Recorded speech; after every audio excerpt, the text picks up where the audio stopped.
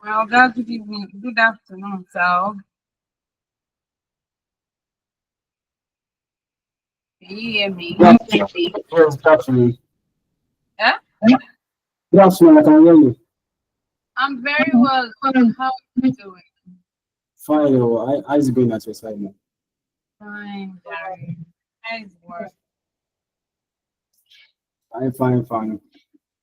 Your students are not here yet. I thought you said, And sometimes, it's because you come before now, they used to come in very early. So I'm sure that some of them are looking and they're not here, instructors are not here. Change their mind. no problem. Let me see. Let me just drop a message to the platform. Uh,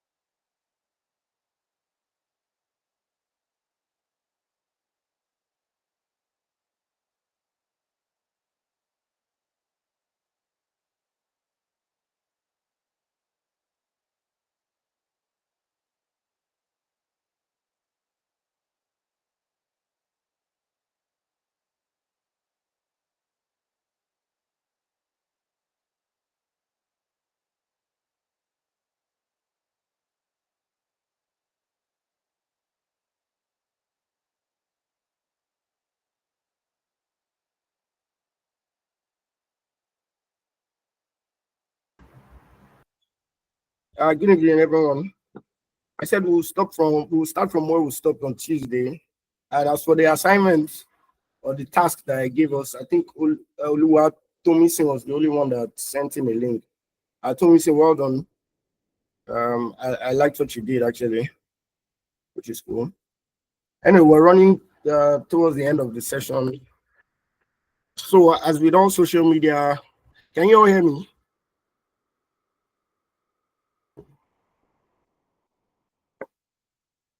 As with all social media platforms, content is usually what drives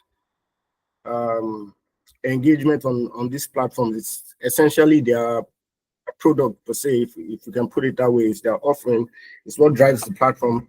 So like I said, with Twitter, I mean, there's been a lot of changes since Elon Musk took it over, but then again, the principles and the core values still remain the same.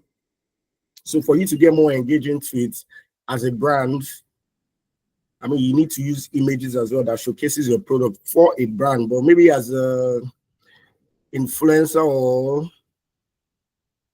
there was one word I wanted to use that skipped my mind. A lot of people can, well, like it's as a social commentator, a lot of them don't have to rely on images, but they tend to use a lot of text.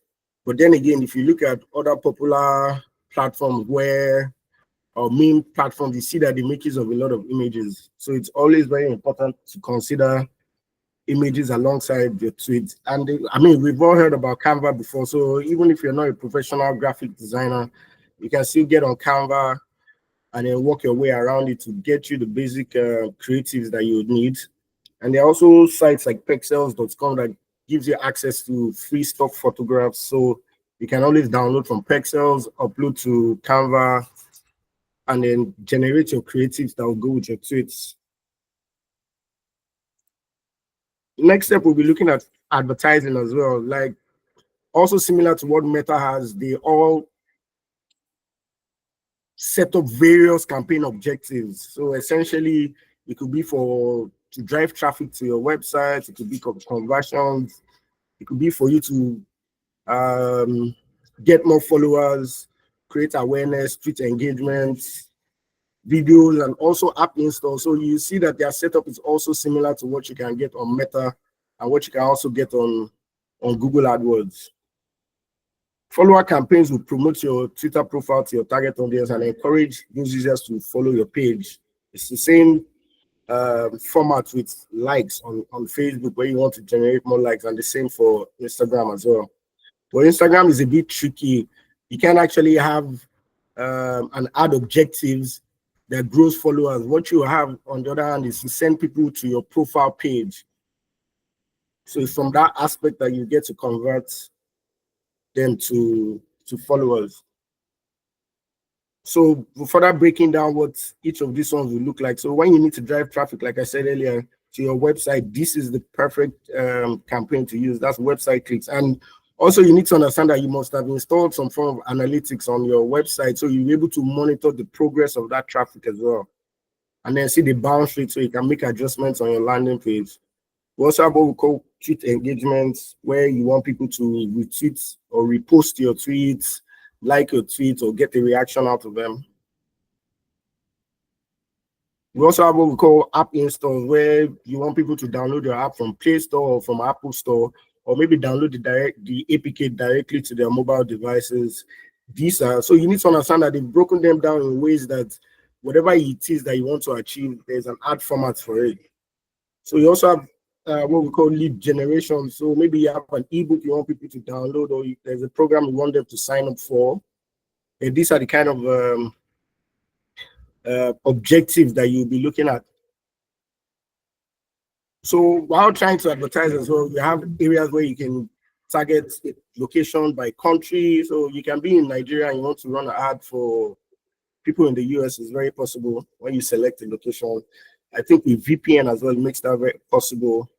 I don't know how deeply they've been able to what's it called, beyond targeting Nigeria. I know before it was limited to targeting Nigeria as a whole. I don't know if they've been able to drill down into where people can target a specific region. So you also have the gender. You can target, if it's a female product, you can make it female product. If it's a male product, you can target male. And if it's a general product, then I mean, any gender will be selected and it's fine. You can select the language. I know there are restrictions on language because they obviously do not have people, Hausa and Yoruba as a target language. So we'll probably have English generally. You can select target by device. So maybe you want your ad to target, okay, for instance, your app install, your app is only available on Apple Store. Then you can only, it only makes sense for you to target people who use iPhones or Apple products. And likewise, if your app is domiciled on Google Play Store, it's also only important for you to target people who use Android devices. So those are what those things are for. Then you also have keyword targeting. Maybe it's a sports channel that focuses on soccer. You can use soccer. If it's basketball, you can use also all those keywords. And you can also interest, based on interest as well. You can look at, okay, I want people who are interested in maybe home appliances or fitness, if it's a fitness product, or maybe you're trying to promote a gym promote a gym. And you can target people who are more concerned about wellness, lifestyle, fitness, and all of that. So those are areas where you can further drill down and make sure that your campaign is very effective. Can everybody still hear me? I hope I'm not just speaking to myself. All right. Thank you. So we also need to know what we call setting up your bidding style. So it's not just enough for you to have money and you just want to, oh, let's just start running.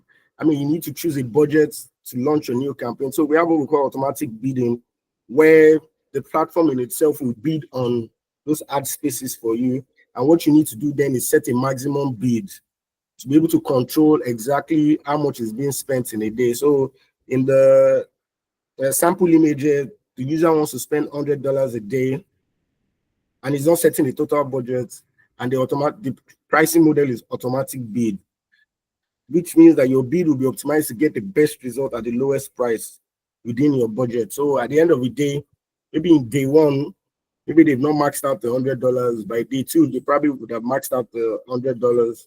So it gives you some form of control on how much you're spending per campaign or per day for a campaign. Now, you also have what we call Twitter analytics, when at the end of the day, the slide is wrong. At the end of the day, it's just similar to what you have with the Facebook Insights, where you can now track what's going on with your campaign, that people are being reached, the engagement levels, the retweets. There are also third-party tools that can help you pull all those data. We call those ones social listening tools that can help us pull all those data. So you want to know who your top contributors are, top people who are retweeting your content or reposting your content, as the case may be.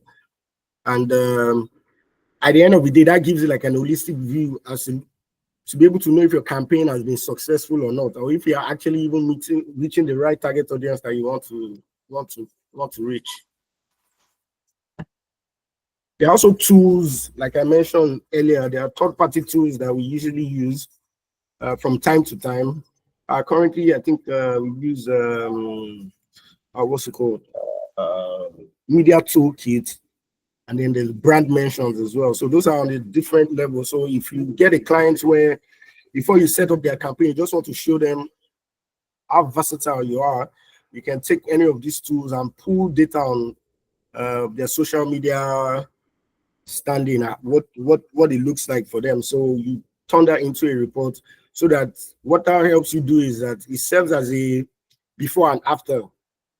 So you have what they were doing before you took on the campaign, and then by the time you're doing your report at the end of the month, you can show them the significant difference in what the engagement levels and activities were before you took over, and then or what they're looking like now when after you took over the project. So these are just a few. There are a lot more. Tweet Reach, there's Sprout Social Report, and Rival IQ. One of the good things about Rival IQ is that if I'm working for a brand like Cadbury, for instance, I can pull reports for Nestle, Ovaltine, Ala Foods, Unilever, and all of them that have Christian campaign, all those guys in the same category, and I can pull all the data for their social media and then compare with what the clients that you're working for has. So it's such a powerful tool. And there's social bakers, and then there's fan page camera. Now, and lastly, we all know what influencer marketing is these days. I mean, we've seen a lot of people who have rode on this platform and they've gone on to become successful in their field as influencers, as notable influencers. And more often than not, I can easily tell you that all of these influencers started gaining a lot of traction perhaps in 2012, 13, because I remember clearly then there were guys like Oracle, some other Pamela, all those other guys, but it became a thing around that time. And even then, a lot of artists, A-list artists too, were new to that format. So I remember when we were doing working on Nigerian breweries, what's it called? They are Legends. Yeah, I think Legend, yes. They had a campaign then that we had to reach out to Two-Face, Bovi, and the likes at the time. And it was a new thing to them. And funny enough, what we used to do then was we come up with the copy. That's the list of tweets that they would tweet, and they just get to tweak it a bit. And then they were getting paid ridiculous amounts of money. I'm pretty sure now it's even more expensive. But then you have a wider range of influencers compared to what we had before then. So now you have younger guys, the skit makers, so it's a huge market right now.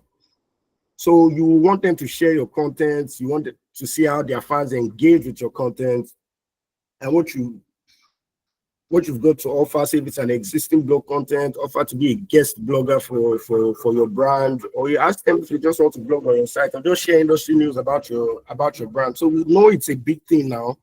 And I mean, it's also, as much as you want to use influencers, it's also very important to know the kind of influencers you're using, because their personalities must align with your brand. So it's not just about picking just about everybody. You can't use a Legend Miami for for a bank, for instance. You see that the optics of that is not that perfect. But you can look at let's say, let me think about who can work for a bank. I mean, we've seen Bobby work for a bank, and that was tied to the TVC commercial that they had that he featured in. So in that way, it can work, because it is sellable. So you can use and then you see the way telcos also use Fuji artists to drive their promotions. You can also see what we have with Odunlade for Goldberg, Nigerian breweries. Even though some of us will argue that we don't quite think is the best fit for it, but I mean, it resonates with the kind of target audience that they want to reach. So, with all said and done, I think that all in all, we've been able to pick up a few things. Any questions so far? Then yesterday, I think I'll still have to share the slides, Abby, with you much later, so you can share with them. Any questions?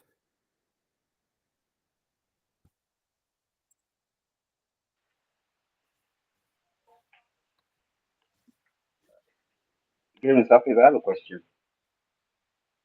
Okay, go ahead, please. Okay, I just wanted to ask, is setting up ad on Twitter as easy as that on Facebook? I Well, it's know almost the for same. Facebook. It's almost a Okay, similar okay, process, but just an interface or a few tweaks, but the entire process is, the structure is similar. So, okay, you have to have a budget, you have to have a campaign objective here, you need to have your creatives like that, yeah. So, and the rest is done automatically. okay. Thank you, sir.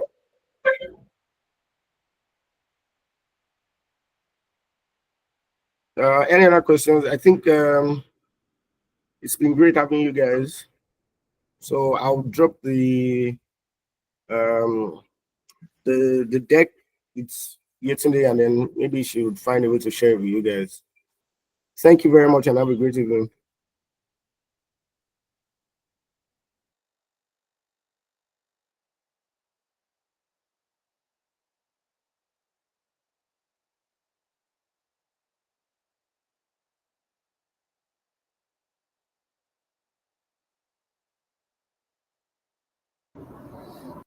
Okay. Good evening, everybody. Yes. Oluwatomisin Oluwoyo has raised a hand. Okay. Is that for me? Oluwatomisin. Oh, sorry, that was not for you. I actually wanted to ask question. I used to ask question the other time. Okay, to ask the other tutor. All right. All right. Okay. I think he has left the call. Okay, you can text him or something anyways. So let's try and text him via WhatsApp, or you can just reach out to him so I can give you an answer. All right, once again, good evening, everybody. Like I said in our last class, I would enjoy that we get to speak. I was in that last class. The class as well, and you guys were not talking. We were not we were not interactive, so I always want us to interact. So good afternoon, good evening, everyone. Evening. Okay, good evening, Jesse. Evening. Good evening, Kevin.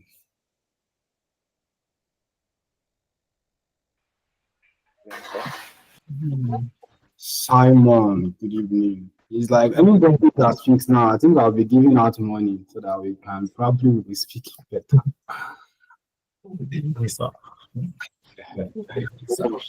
Yeah, good evening. Just say, okay. It's like, just like money. Okay, that's cool, sure. Everybody likes money. Okay. Georgine, Ikena. We game.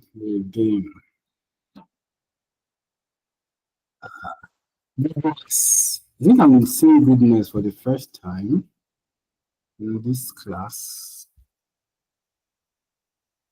I said speak. I'm not saying you should text or chat. I want you guys to talk, not chat. I can also chat. Maybe I should use chat and be taking the class.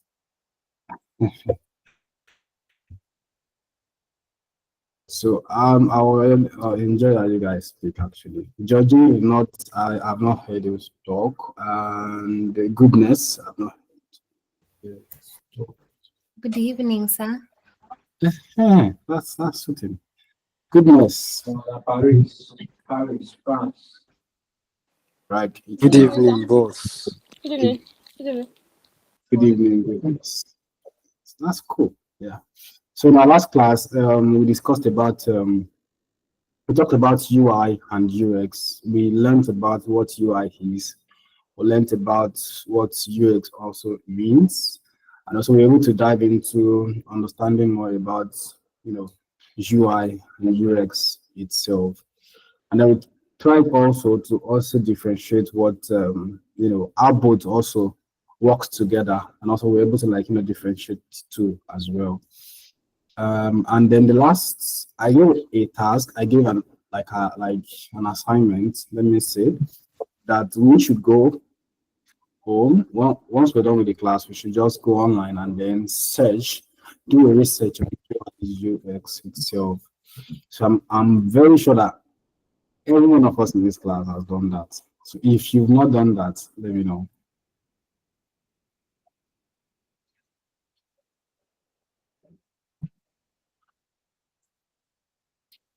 If you didn't do that, if you're able to do a research on UI UX, let me know. You have 5 seconds to actually let me know. 1, 2, 3, 4,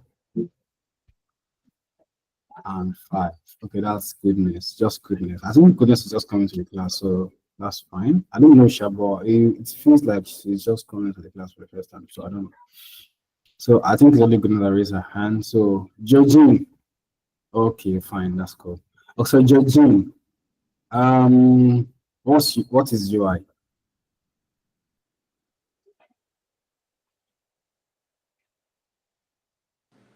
Like we said, Hello, can you hear me? Are you judging Ikena? I said judging. I said, are you judging? Sorry. Yes, I can hear you. Sorry. Please go ahead. Okay. UI stands for user interface. It refers to the visual elements that users interact with on a website, on a device, on an application. Okay, that sounds cool. All right, okay, now you help us with UX. So when I go to Simon for UI as well, what is UI, Simon? As the name sounds, with the initials called UX, is called user experience. What the user gets to experience in, as in when using the product, they like when we talk about the visuals, how they navigate through the product. That's what user experience is. Okay, thank you so much. Okay. All right, Simon, please tell us what is UI. Okay, UI is user interface that is being used in color scheme, iconography, and button interaction. Okay, so all the answers actually like yeah, it's what makes UI. What Georgian said, what Simon said makes a UI. What Iken has said also makes a UX. But yeah, we've all answered correctly, but also still have free time. You can still get to have a better understanding if we can do that. It is very very vital that we get to know these things in details before we dive into it like deeper. For example, let's say for example, in terms of how do I put this so you get to understand better? Okay, imagine you want to. Okay, imagine you're a manager of a football team. Of course, you will definitely want to know how your team plays, right? So that you get to know how to, match them for any competitions. You definitely must get to know them. So you need to know their in and out, where some of them are very good at, so that you can actually, use them very well. But in the situation where you don't know how your team plays, you will definitely, use them anyhow, and then they play rubbish. So it's very, very vital that you get to know your UI, you get to know your UX, you get to know the meaning, you get to know you get to differentiate them as well, and then you get to know how both works together, so you can actually use them together while working on, different kinds of projects, different kinds of, product. So last week, no, sorry, 2 days ago, that was on Tuesday, right? Yeah. So I said we're going to be moving into the UI design process. So there's always a process to, everything. If you want to cook a food, there's a process. You need to like boil the water. If you want to make jollof rice, or probably you want to boil rice, you need to boil the water. You need to wash your rice. You need to, do a lot of process. You need to before the rice can be done. Yeah. If you want to make money as well, there's a lot of processes to also, take. For example, the course you're taking now, it's part of, processes you're taking, to make ensure that, you make money. And also for those that are into trading, forex, there's a lot of processes that they've taken. They've taken a lot of courses, trading courses, forex courses, and all of that to ensure that okay, yes, they don't get to trade wrongly, trade wrong signals and all of that, so they can be able to make their money. So, and that's the same thing for UI. It's also the same thing for UX. So today we'll be taking a dive. We'll be diving into the UI design process, and then we'll get to know how the process works. And then before the end of the class, maybe before 5:30 or thereabout, maybe we'll also try to, part of the process is also, the wireframing, the visual design, and maybe we'll do a design to, showcase part of the process as well. So let's dive into that without wasting much of our time. I'll be sharing my screen now. Let me know if you can see my screen once I've done that. Thank you so much.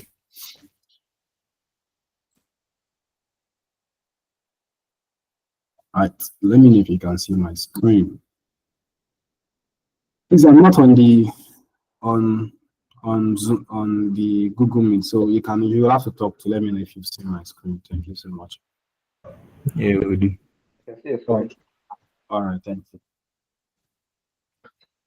Okay, so we'll be looking at an overview of the UI design process for today.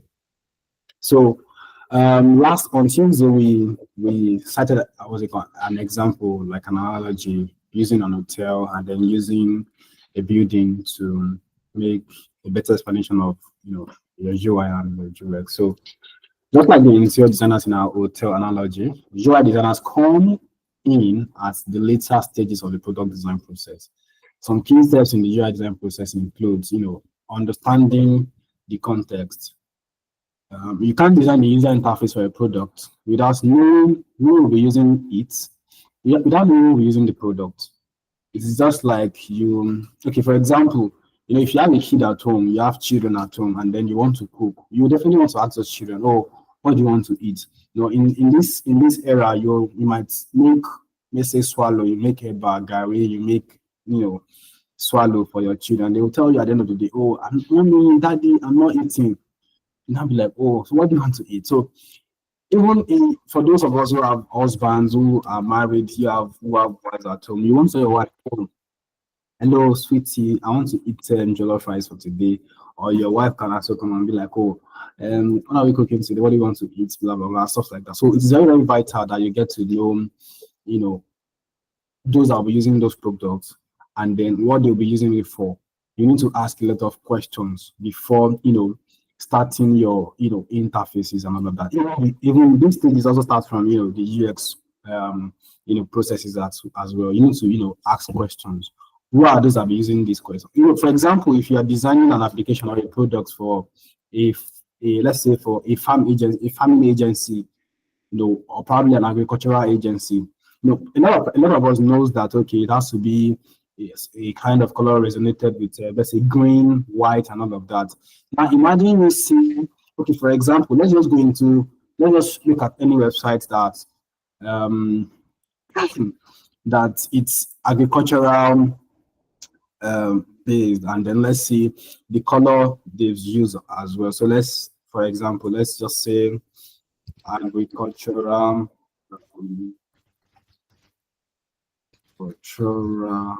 websites. Okay, so let's look at that. Okay, let me go to it. Let me go here. Sorry.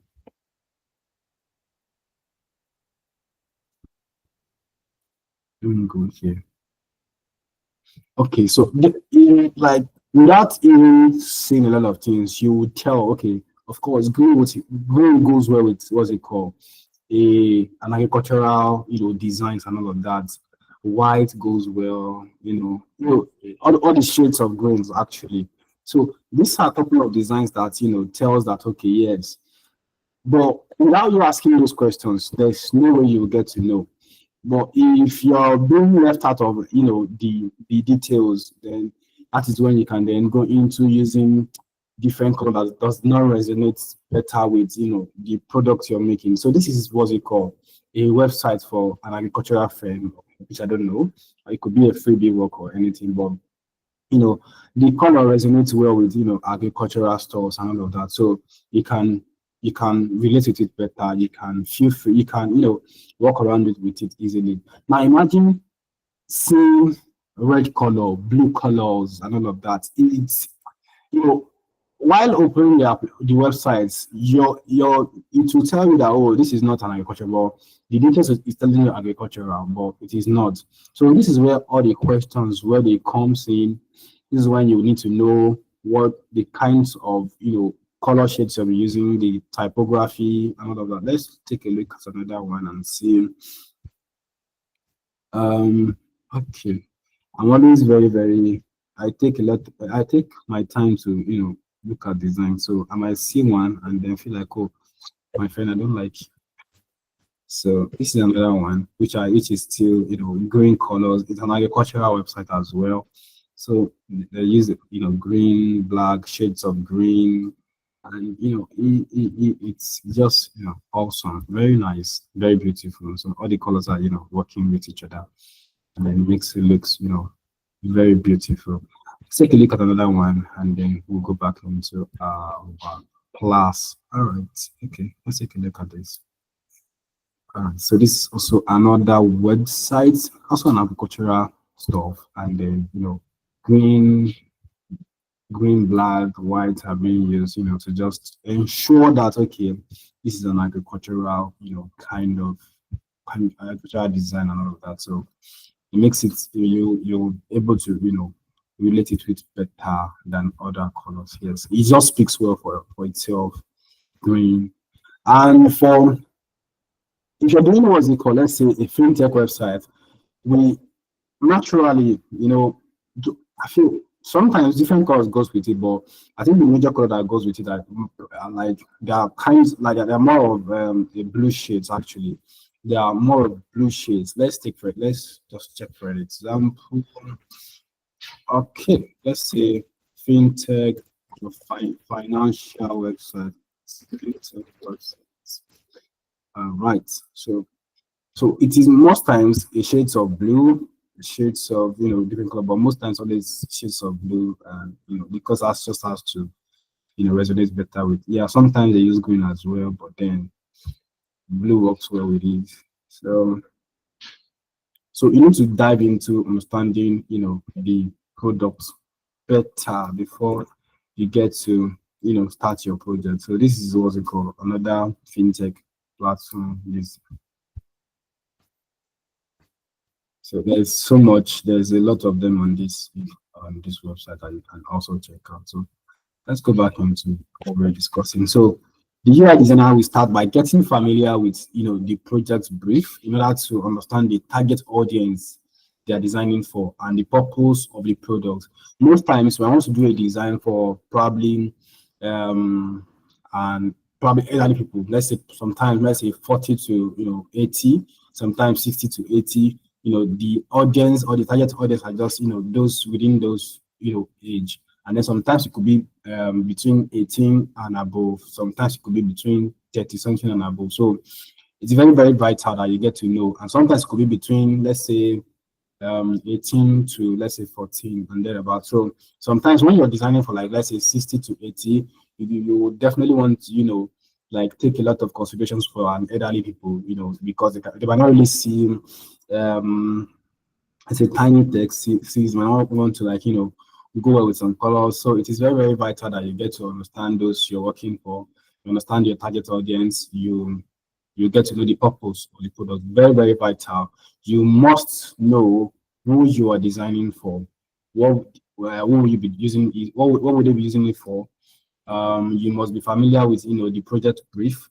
You need to get it down. Okay, what is the product used for? What are we doing? Why are we doing this? None of that. So you need to know your target audience. Who are we doing this for? What people that will be using this product? Is it market people? Is it church? Is it let's say, is it graduate? Is it employed citizens? Is it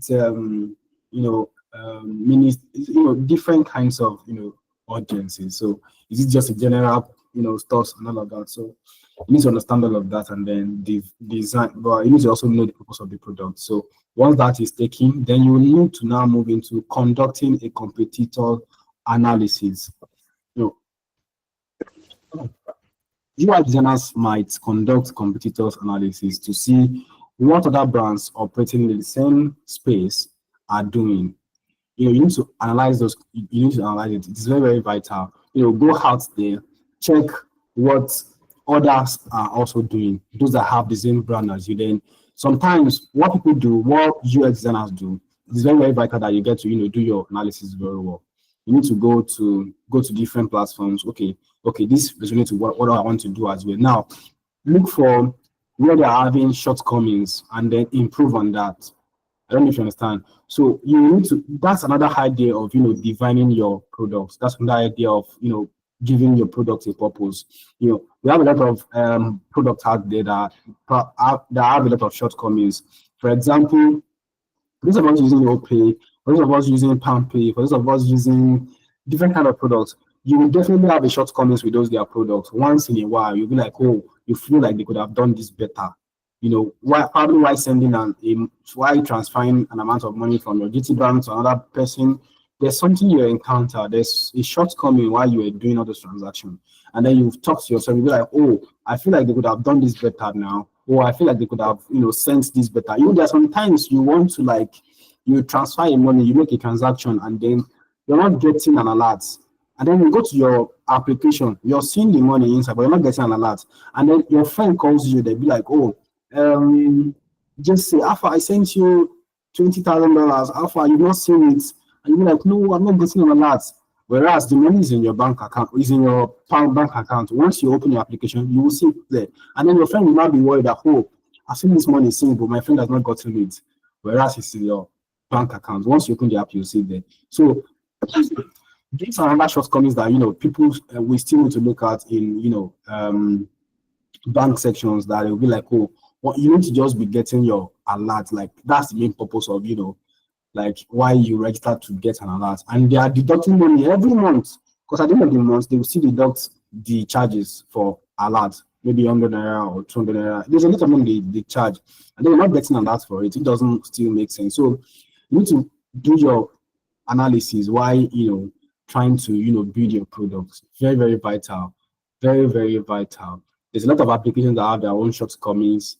A lot of them that have their shortcomings. So you need to dive into it and then need to analyze, okay, what are the shortcomings of this products? Okay, how do I improve on them? Those could be your purpose of designing. So once you're done with your competition analysis, like, this helps you to like understand what your users expect when interacting with certain products, allowing you to design interfaces that feel familiar and are therefore easier to use.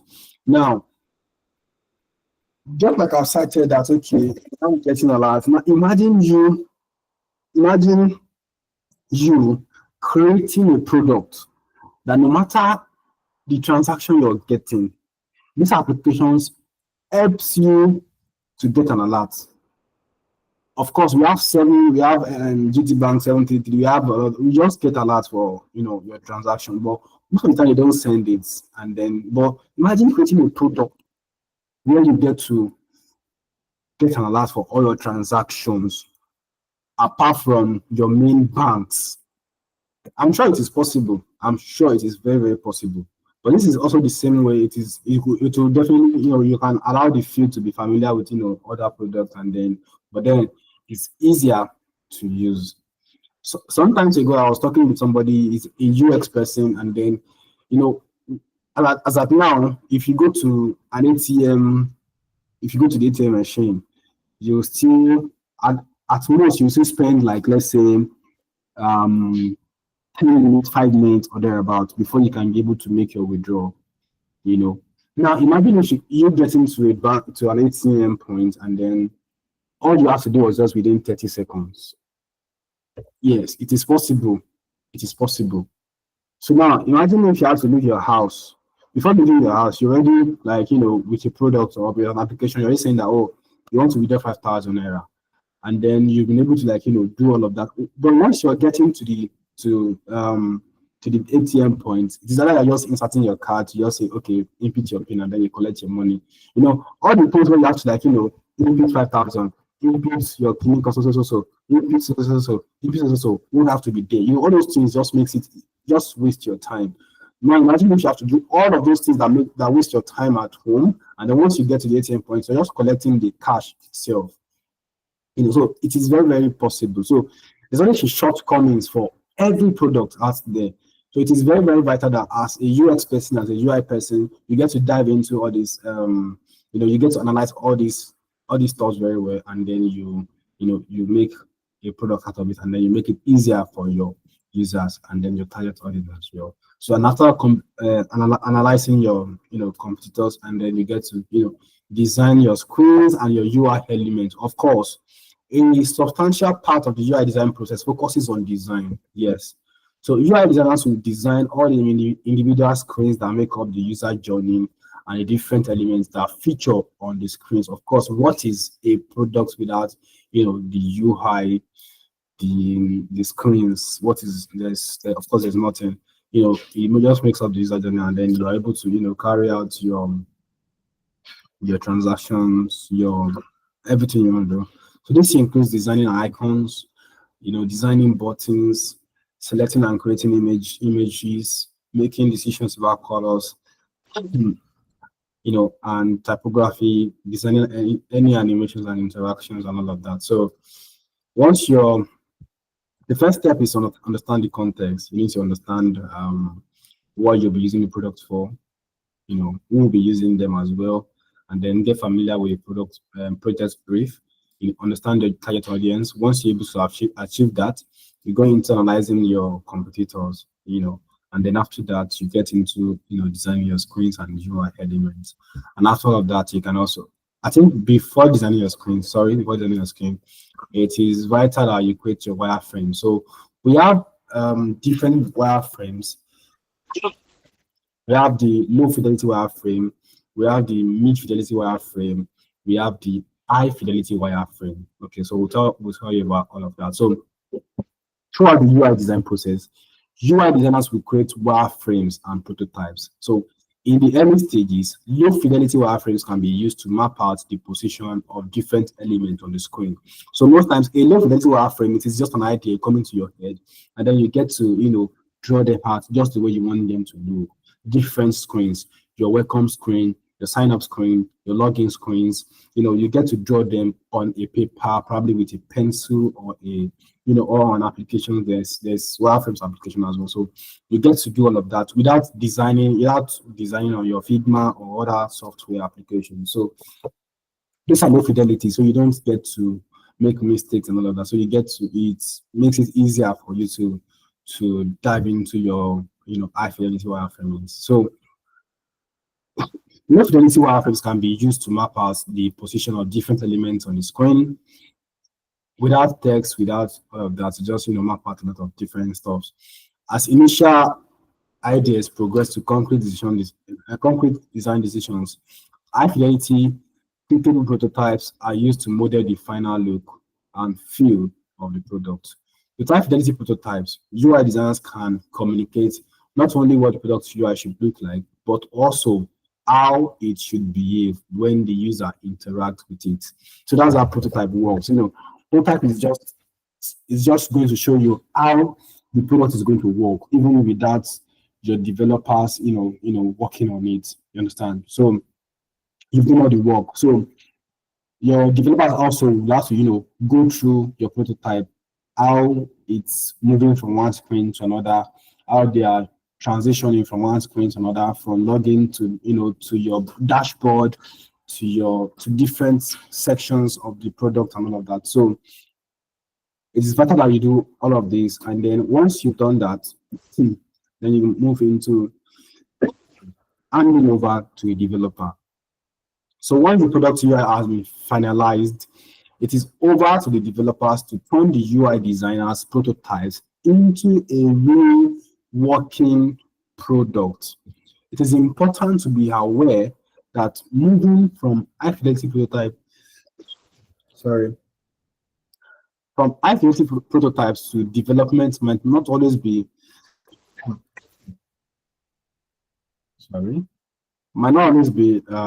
straightforward, as developers and other stakeholders may have feedbacks requiring you to iterate on your designs. Yes. So, but that's the final stage. But most times, we get to go back. Sometimes we get to do some testing as well, and then you get to discover some other things, and then you go back, you do a bit of corrections, on your designs, and then you still hand over to your developers again to still work on it.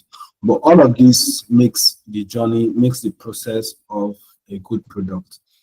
So it's very, very vital that we go through all these processes before making a final product, not just going into design and then we just design something. Oh yes, I'm designing. No, so there's a lot of processes that comes in before all of that. So there are principles to also put in mind while doing our design process. Very, very vital. There are certain guiding principles that inform the UI design process. This includes consistency, familiarity, and then predictability, feedbacks, flexibility, efficiency, and accessibility. So The most delightful user-friendly interface are those that are consistent.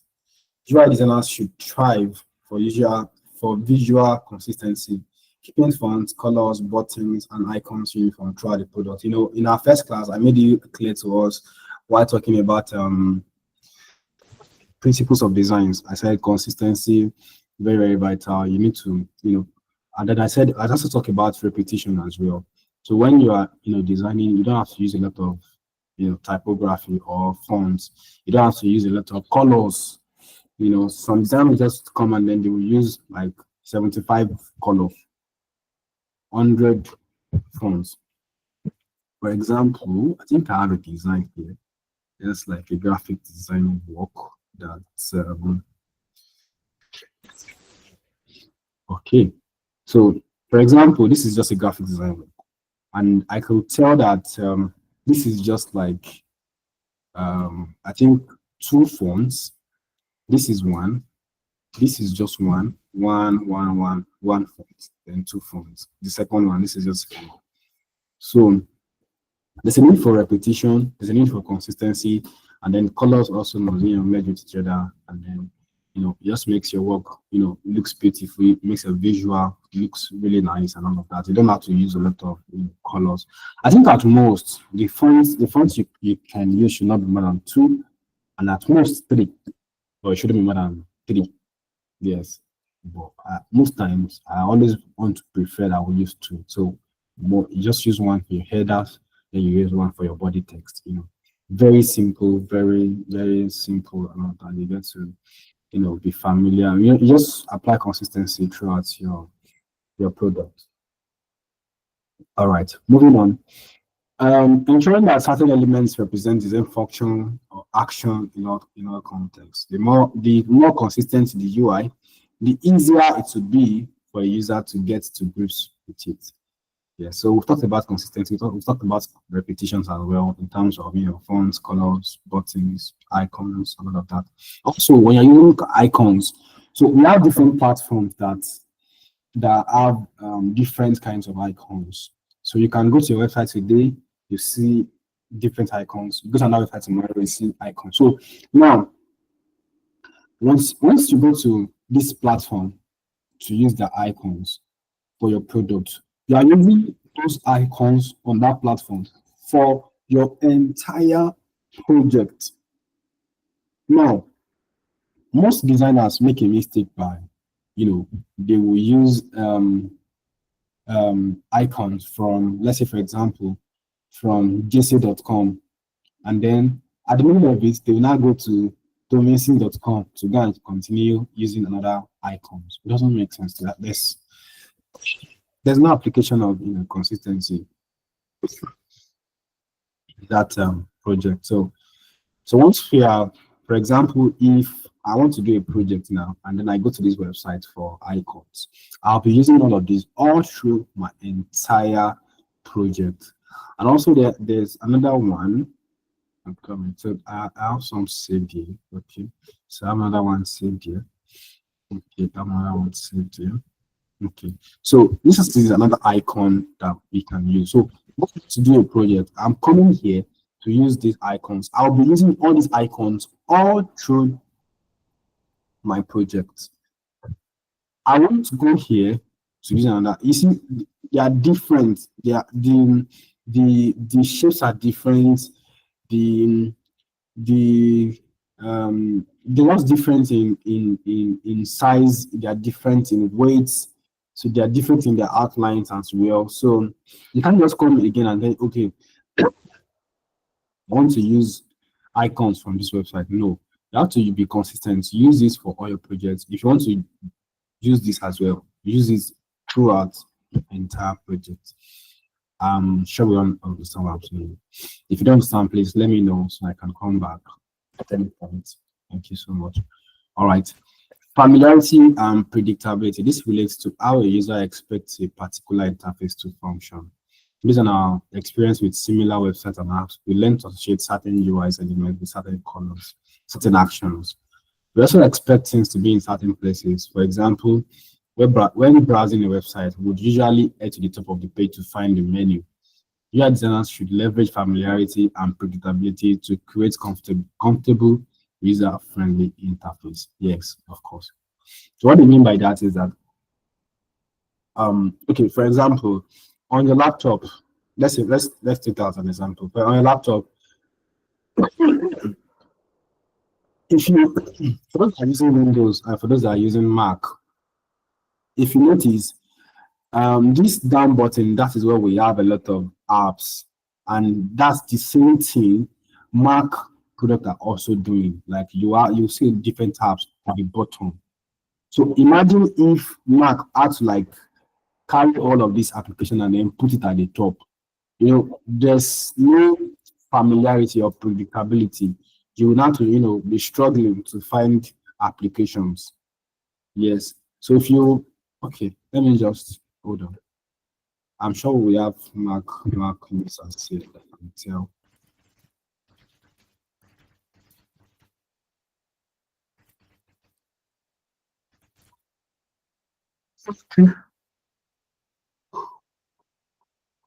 All right. So here are some of them. We can see them that they're also at the bottom of, and at the center. Sorry, that's one already. Okay, so they're also at the bottom. Even they're almost at the bottom, most of their applications. So I think this is for Windows. Yes, this is for Windows. So they're almost at the bottom. Now imagine if Mac or Apple has to carry all these applications and then put it at the top. It doesn't make it there's no family. You just have to apply those things. It makes it comfortable for users because you have to put your users first, not you. So you have to put your users first. What you want to do. So there are some designs that naturally or normally that okay, this is supposed to be here, it's supposed to be here. So next thing we're looking at is the feedback. As the user moves through an interface, it is essential that to provide with feedbacks.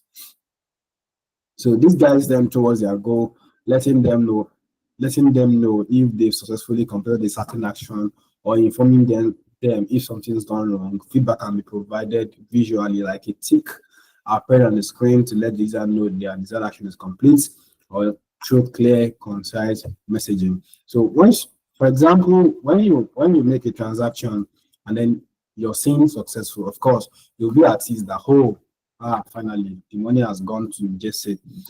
Imagine you make a transaction, there's no feedback to tell you that, it's successful. There's no feedback to tell you that it's not successful. So you get worried. You get, you will not be, you just get worried and all of that. But very, very vital. You get to, give your users feedback in every phases or in every stages of your product. So flexibility is when designing an interface. It is important to provide flexibility in terms of how users can complete certain tasks.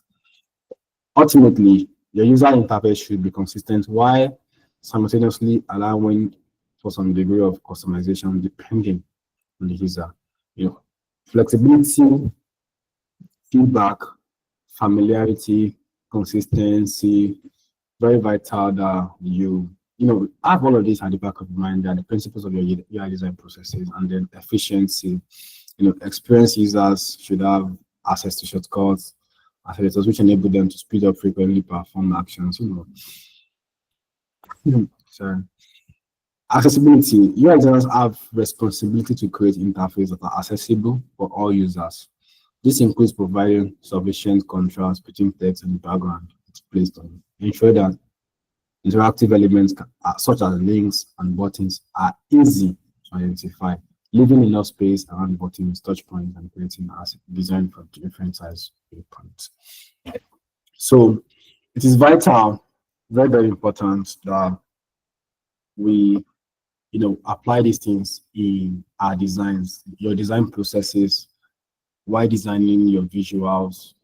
Apply your principles, put them at the back of your mind, always apply them. So it makes your design more relatable, more friendly. Your design has to be, it has to be friendly. It has to be usable as well. So we have different softwares. I think we've talked about Figma, we've introduced us to Figma. So we have different software. We have Sketch, we have Adobe XD, we have Figma, we have various types of them out there that we can use for our project or as a UI UX level. For this class, we'll be using Figma, like I said. So I'm sure that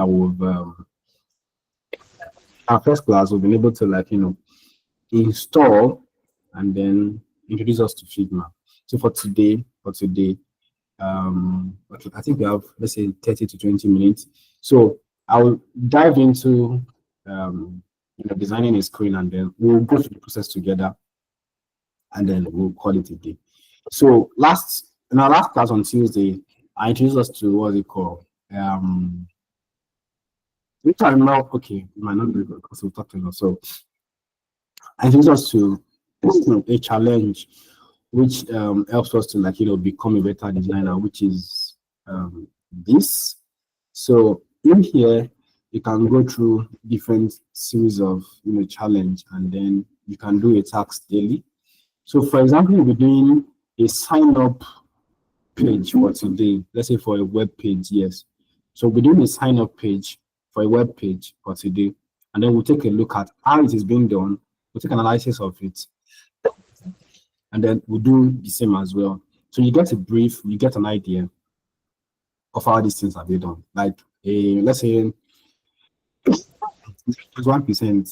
Let me not even say, but let me 0% of how these things are being done. Okay, so now we'll take a look at one of them, probably a complex one or probably a simple one, and then we'll do the design as well. So let's just take a look at one. I'm always very skeptical. I take my time to take a design. Most times I'll just take a look. Okay. Well, I think I like this one. So let's check it well. Please, if you can still share me, let me know. So I don't know I'll know if I'm still with you guys. I don't want to leave you. Yes, thank you. Are we still together? Yes, we are. All right, thank you so much. So this is a sign-up page, or let me say a sign-up page for SOCUM, SOCUM. Want to rule them all? We connect your social media. Sign up to experience the most efficient way of communication. So you input your username, you input your password, and then you put your password, and then you sign in. If you already have an account, then you log in. This is a sign-up page for a website. I think a social media platform. Yes. So we'll be doing the same thing. So basically, let's analyze this thing. All right. So first thing first, we have like 2 frames. This is a frame that has an image. Sorry. Okay, I'm trying to zoom in. Okay. So this is the first frame that has the logo of the company or the logo of the website, and then a brief text. Now, under this, we have an image, like a glass. I don't know. Yeah, it's not too visible, but there's an image on the background, and then there's a button to learn more about the website. So there's terms of use. There's dribble. Okay, so this is useless. Okay, so now another text that tells us to sign up to experience the most efficient way of communication. Then this is icons, like a user icon, your password icon, then your password, your text, and then a line. So then I already have an account, then a button, and then a menu button, and that's all. Simple and very easy. So the same thing might not even look entirely the same, but to look closer to what they have done. So let's dive into it, and then let's see how far it goes. Thank you so much. So please, can you pay attention to what we're gonna do? It might not be fast. So I want to I want to. Oh, did I just take that off? So I want to take my time. Wait, I just closed the page just now. How did I do this? Okay. Okay. All right.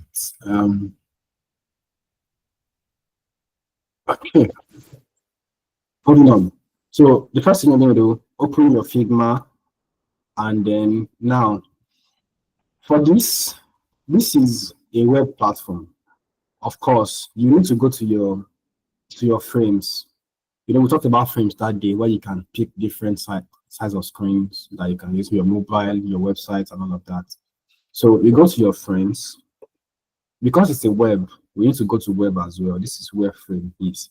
So because it's a frame, you need to go to desktop. Now let's look for, it might be MacBook, it might be, I don't know, it could be desktop as well. This is actually a desktop. So let me see if that's what I want to use, or maybe I think this is too big. Okay, I think I'll go with this. So this is like a MacBook, your MacBook 16 product. So this is a size for this. So we're going to be using this. So the second thing that you want to do is to, like, you know, have two different frames. You know, one contains a frame for an image, and then one contains this for the text, and then your input fields. Yes. So we're going to, but this is bigger than this. If you're looking at it very well, this frame is bigger than this. So we're going to make this a bit bigger, then input an image, then place a, okay, let's just continue and then we'll see how far it goes. So if you don't understand anything I'm doing, please kindly call me back, and then let's see how we can also help you understand it better. Thank you so much. All right, so the next thing I'm going to do is also create the same, it also creates the same size of this frame with our rectangular shape. So I'll click on the rectangle, and then I will draw this shape. The first class we had, I told us to, you know, walk around Figma, you know, do a lot of things, just do something you don't like, something you like, just do it. So some of us did, some of us did not. So this is part of it, and that's why I said, you know, a lot of it comes from us. You need to do a lot of work, you need to do a lot of practices. So now we've made the same sizes as the frame we have, which is MacBook Pro 16. Now we said they have two frames, one is bigger than one. So what we're gonna do normally, if I want to like divide them into two, I'll just go here, you know, I'll just go here and then divide it by 2. Oh, sorry. So the only just a frame. Okay. So I'll divide it by 2. So it will definitely, you know, cut it into 2. And then the next thing I'm going to do is to duplicate this and then drag it to this side. How did I duplicate this? I click on the Shift button and then the Alt button, then I drag it. So, but now we already know that this size is smaller, so we can reduce it by you know, just drag to the left without clicking anything, and then let's say it has too much. I think this is okay. Yeah, that's all. So we come up to, all right. So then you drag this back to make it bigger. All right, that's all. So we can, let's say we don't want to name this, but let's okay, this is white. I think we have this as white. Not really white, like not really white, like a gray color, but not really gray as well. Okay, so let's just, so this is where they change the color, so you can, let's say maybe something like that. I'm not too sure, but let's just use that. Now in here on this other frame, we are supposed to have an image just like they've done here, but very not too visible here. So for this course, for this class, we'll be using any image we see online, and they will just input them, and then we use this one. So to make that easier, Figma helps you to, like, we'll still go deep into that anyways, but so Figma helps you, like, you have different platforms online, you have different websites that you can download images from. So Figma helps you to now bring those platforms into Figma. They call them plugins. No, they call them plugins. So plugins, you use them on Figma without going to any website. So now I'll be using plugins to bring in an image. Now these plugins will go to the website themselves and then they'll bring an image in and then that's all. So for example, we have Unsplash. Now this is Unsplash. If you want to get familiar with it, Unsplash is where you can get different images, different kinds of images that you want to use for your project. You can download any images you want from here.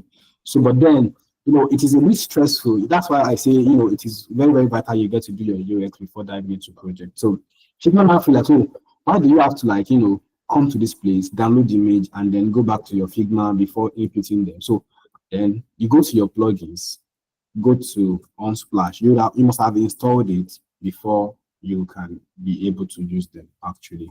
Because even if you don't understand before we go too far, so that we can actually understand better. All right. So then the next thing you're going to do is to search for an image. This is Unsplash. Next thing you're going to do is to search for an image. Now, the sign up page you want to do is related to a social media platform. So let's just say, all right, let's say social media. Maybe we can find something. Okay, please speak. I know somebody has raised their hand or his or her hand, so just speak since I'm not on it. Excuse me, I just wanted to ask, Okay. do you download Unsplash on the side or just on the Figma platform? Okay, yes. The Unsplash is on Figma platform. It's called plugins. So this is how you get to do your plugins. So you come here, you come to the plugins, and then you click on manage plugins. So on this plugin section, you can search for any plugins you want to install. You understand? So we have different plugins. We have Unsplash. We have a lot of them. So you can use any that resonates with what you want to do, and then you install them. So for example, let me look at the ones I've not installed yet, and then I'll install it. Let's say, okay, let me see. Okay, I think I don't have this one. So what do I? Okay, I think I don't have that illustration. So, oh, I have it. Okay, so glossy icon. Do I have this? I have it. Okay, let me see.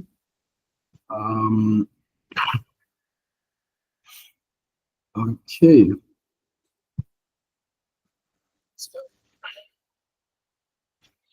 Let me just take artifact illustration. I think I have this. Okay, let's see. Let me remove it and then I will do it. Okay, these are the ones I have. Oh, so let me click on all. Okay, I'm coming. Okay, these are all. Okay, new plugin. Okay. Sorry, hold on. Okay, I don't have a name yet. Okay, let me just. Okay, I don't think I have this one. Okay, so you run it. Okay, that's it. So once you've done that, I think that's all. This one has installed. It says I want to do something, and I can do that. So I can see it now on mine. So here is it. Arc, then the type. So I just installed that one now. So search for an image.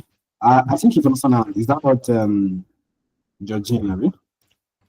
Yes, we have gotten you. Thank you. All right.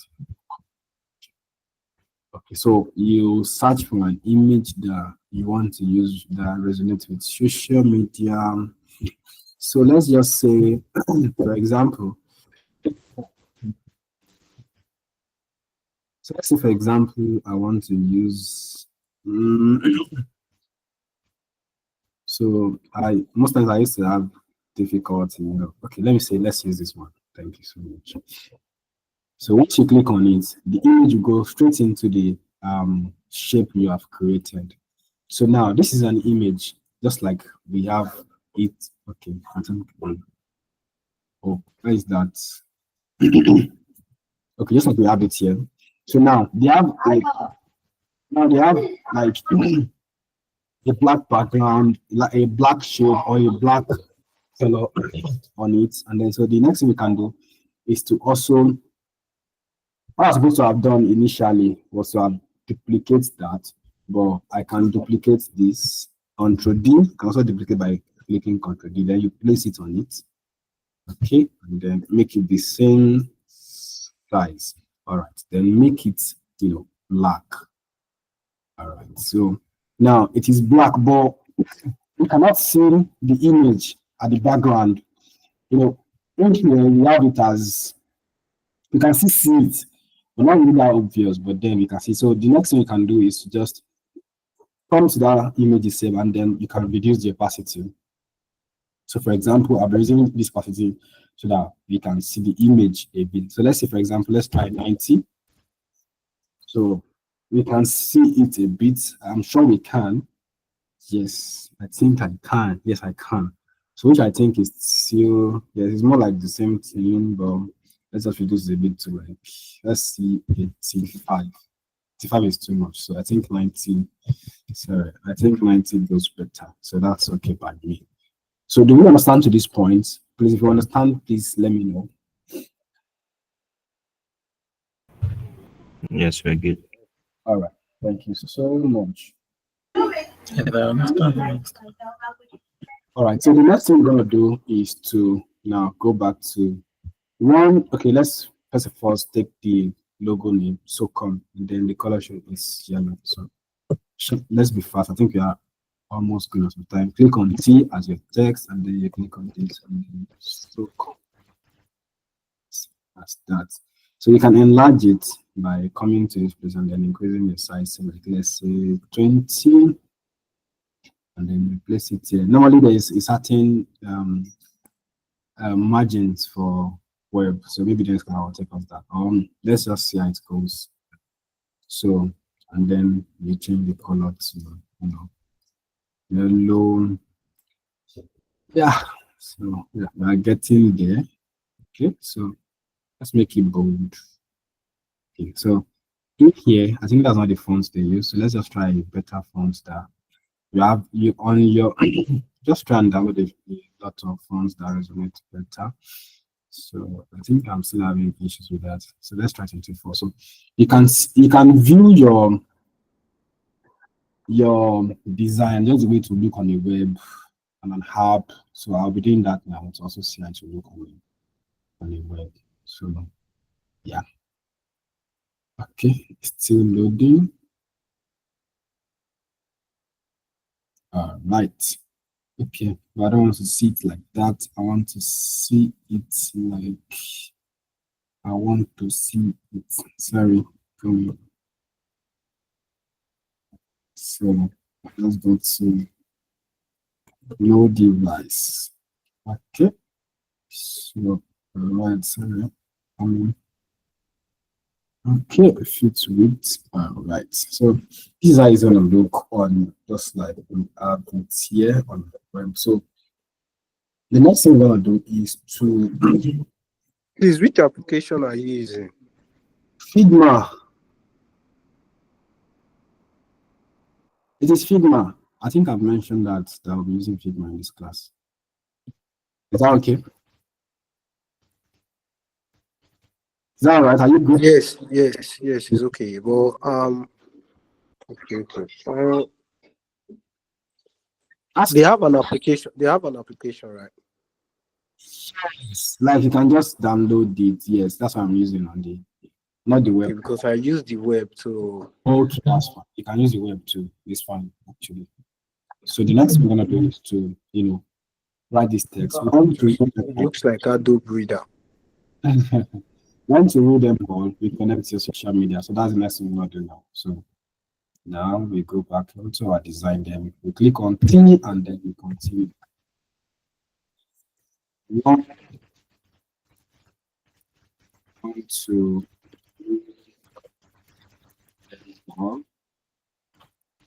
what text? What next again? We connect your social media. Okay.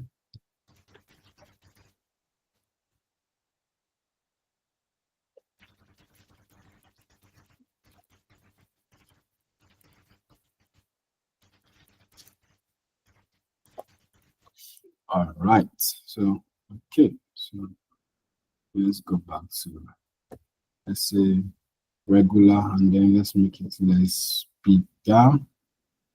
Okay. I think that should work. Okay. I think that works.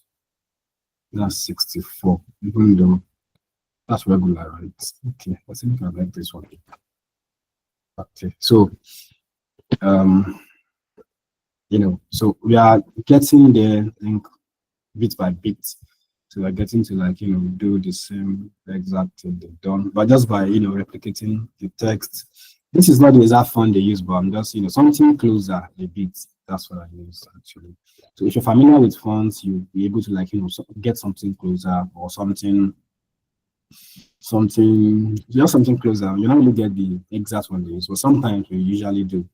For this, if I have to, like, find my way, it will take time, but then to not waste our time. So the next thing we want to do is to create a button, a learn more button, and an icon, and then that's all. So what we're gonna do, for the sake of this class, I'll just use a rectangular shape. So, but there are other ways. But for the sake of this class, let me just use a rectangular shape. Just come to your rectangle, and then create a bit of size that fits well. And then I think that should be white. Okay, so that's white. White is always FFFFF. Okay. So what they did on that place is that there is a bit of a rounded shape, like a corner around it if you zoom in very well. So we're doing that as well. So just zoom in a bit, and then how to do that, you can just come here, this here, and then probably use, let's say, 5. So we've created that rounded corner, if you can see it. So we've done that already. So, and then you come back to you and see how you've come. Is it bigger or smaller? I think it is. But anyway, did I just oh, I just closed that. Please can't so you can go back to open your editor. Figma just makes it easy. I just mistakenly closed it, and then Figma just makes it easy for me to open it again. So we have the standard size for buttons. I think mostly is always 48, or let's say 15 or 52. I think 48, but for the sake of this class, we'll be using let's see, 50. So then we reduce this.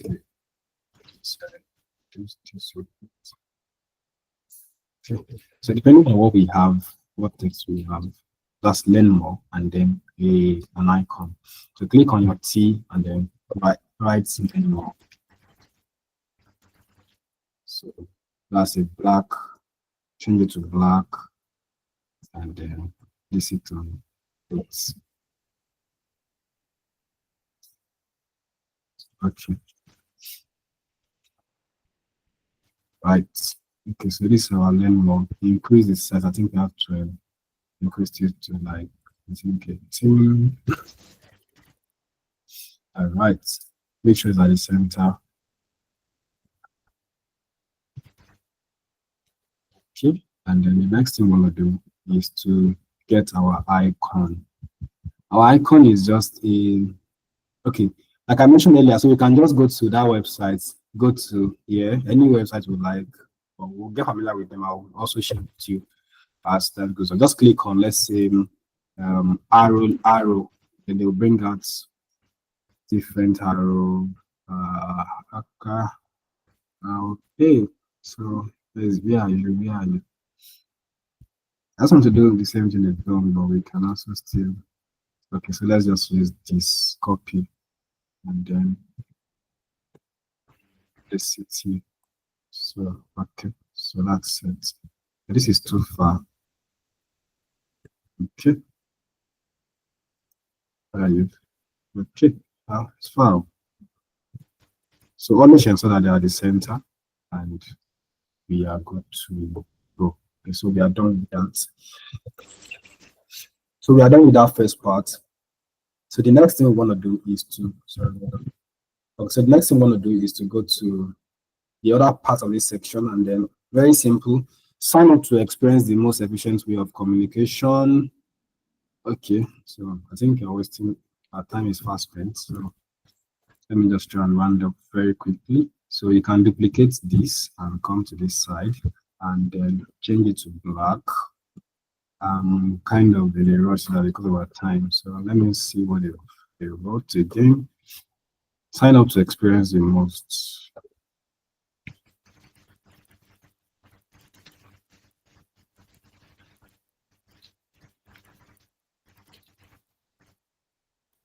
To experience the most what efficient way of communication. Okay.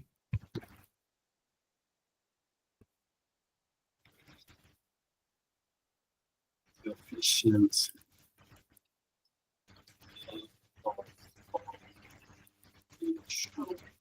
All right. So if you look at it very well, it is not the same size as this. This is a bit smaller. So always pay attention to details, like I mentioned in the other class. So you can use, let's say, I think 36 or 40 is okay. So let's just go with 40. Always ensure like that also has at the center of it. Right. So we move on. So if so here is it, we can view it better on the bigger screen. So if you are to look at it also, it is not entirely black. So that's why you're not seeing it as, let's say, black. So you can also change the color from, black. This is where you change the color, like I've mentioned earlier. Just let it a bit slight. Yes, I think that's okay.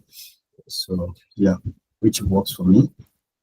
Right. So the next thing we want to do is to, okay, I think it's still a bit smaller though. So let me just change it to 26. Okay, that's okay. By the way, or paying attention to details is that okay. Okay, this is okay. Hold on. So let's just put this way. All right. So the next thing I want to do is to now choose a user name, or let's find our icons first. Let's say a user icon and then lock icon. So let's just go to this where we're using earlier. Let's just go here. Let's say user. So we can just use this to not waste our time, or we can use this as well. So all right, let's just place them in. Drag it here. Okay, go back again. Can just type lock. Let me to bring it for okay, thank God. Okay, so that's lock. So we also place it and just bring it in. Ensure they are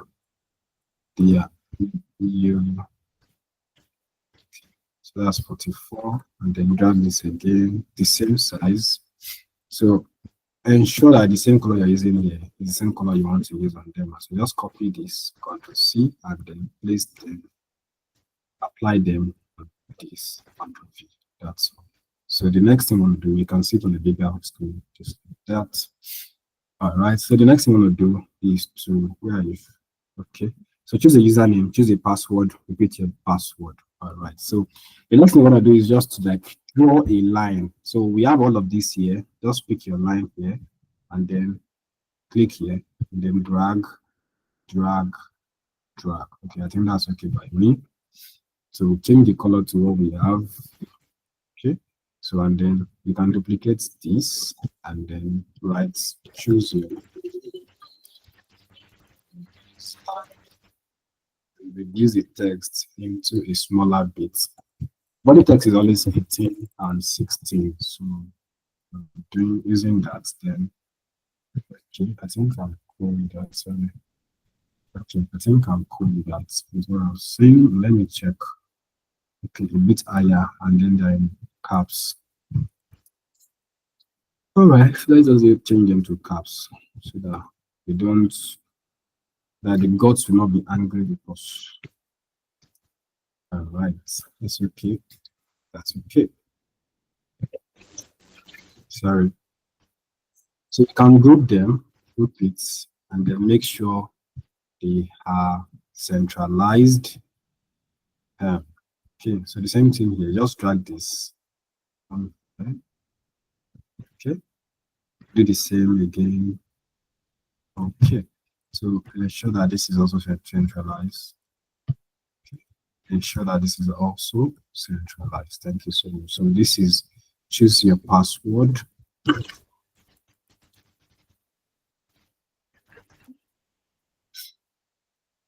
Okay, same thing here. I think is recreate. Okay, repeat your password. Repeat.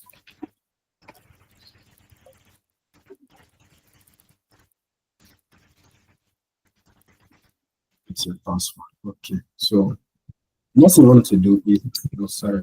Next thing you want to do is to group this, and then ensure that they are well placed. Come here, and then you can distribute and tidy them. So you can also check the distance for the 3. Check the distance. Same thing.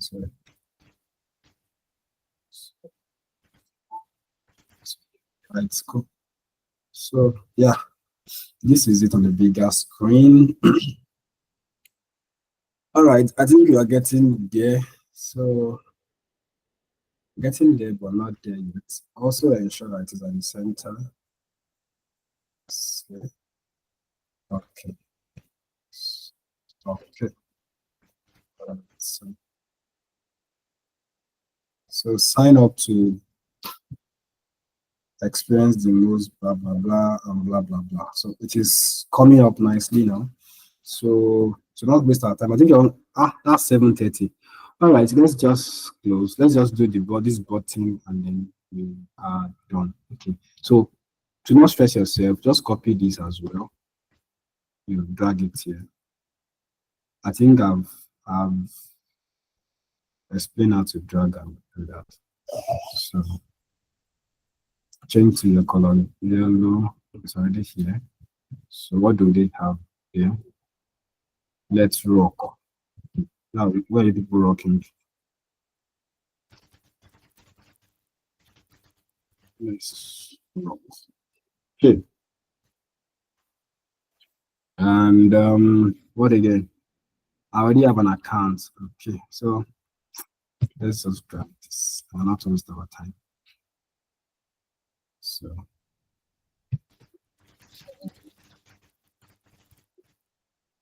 I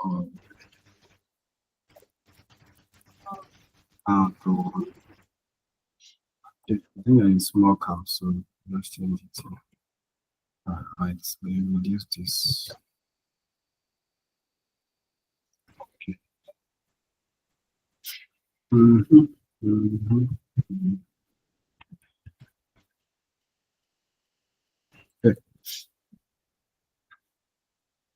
Okay, so that is, I think, a bit smaller. So you, in case I'm too fast, just bear with me for the sake of today, and we'll treat any questions better next class. Okay, so to not waste our time, I think we've done a bit of what they've done. I think the only thing needed is just this text and then this button, and because we don't have much time, so we'll be able to achieve that. So it is, let's say, okay, let me just export this and then we have a better view on, sorry, coming.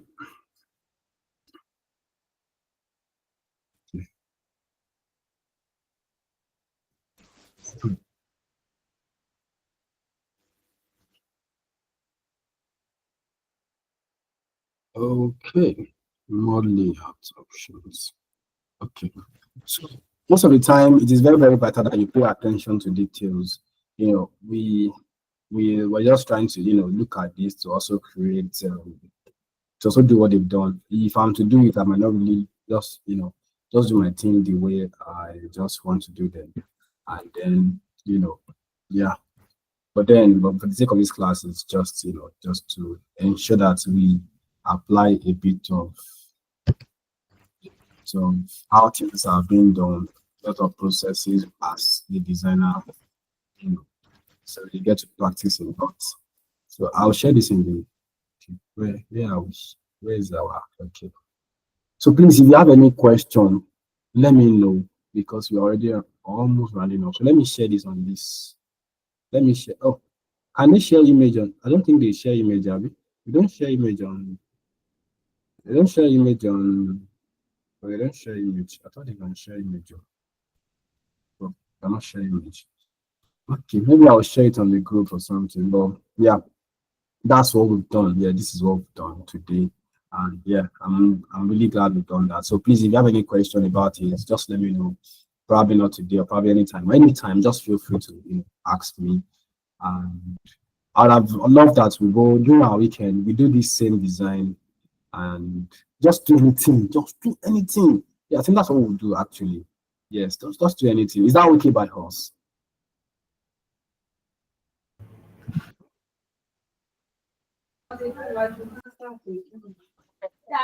Come on, said.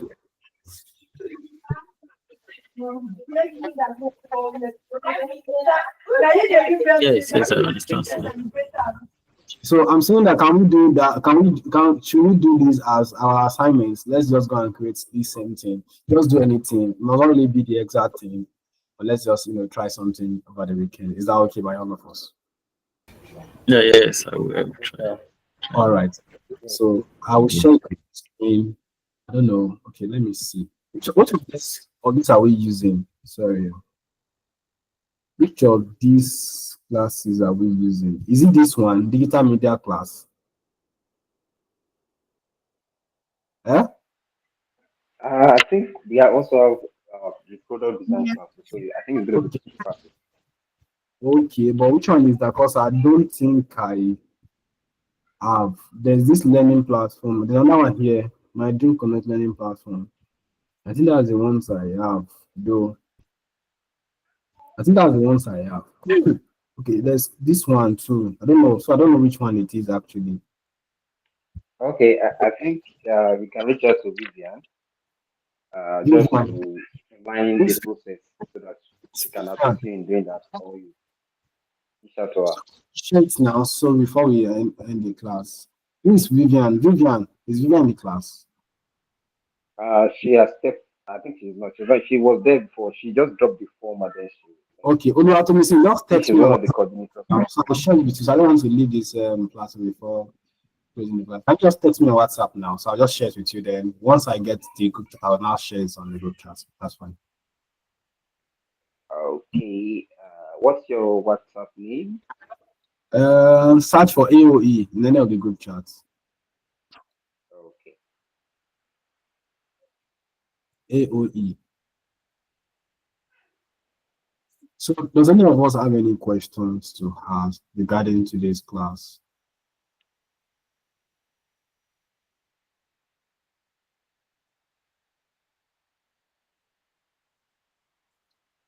Any question? Any question? Any question? Okay, Jesse, go ahead, please. Okay, thank you. My question is the icons that you are borrowing from some site. I was asking the name of that site that you are getting the icons from. Okay, all right. Let me quickly share that on the chat. Okay, so this is so just save them. So you can just see. Okay, thank you. Right, welcome. Okay, thank you so much, Oluwatomisin. I think I'll send your message. Right, so let me just quickly share the image with you and then bring. Okay, so this is what we'll be doing. Okay, that's fine. Okay, so when I get the major class, I'll just share it in the group chat. So that will be the end of today's class. I don't know. Goodness, do you have any question to ask?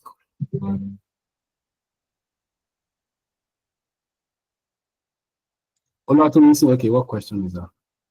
Oh, okay, that's my question. No, I'm just I just got the message, so I'm just going to send it. Thank you. Come again, sorry. I said I'm just reacting to the message. I've gotten the picture. Okay. All right. Any other questions? Let me get to see the names again. Georgine, any question? Goodness, any question?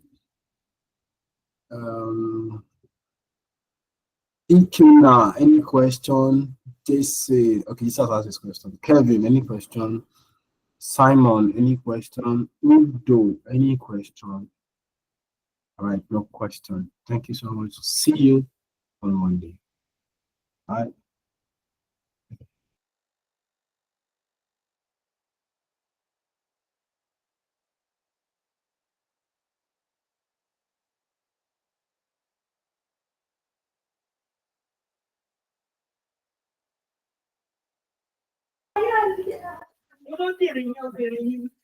Hello, good evening, my fellow UI. Can you hear me? Yep, we can hear you. Please, I really want to ask about this book review because I don't know how we'll do it. It's only an Mokada, and there's a WhatsApp group on it. So how to share ideas and know how we start to do the review together.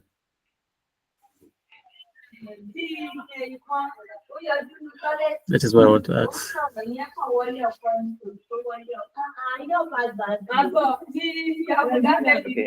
Mr. Simon, so I just want to say that this is a book for stand market UI UX. So it's not just majorly UI UX. Okay. The class has been combined. So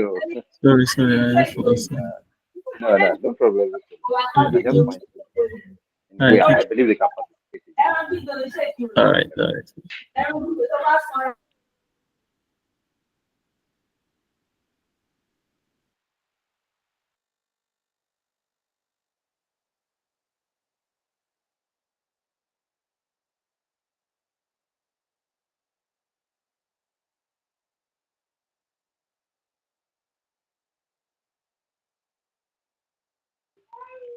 Hello, Jesse, are you UI UX?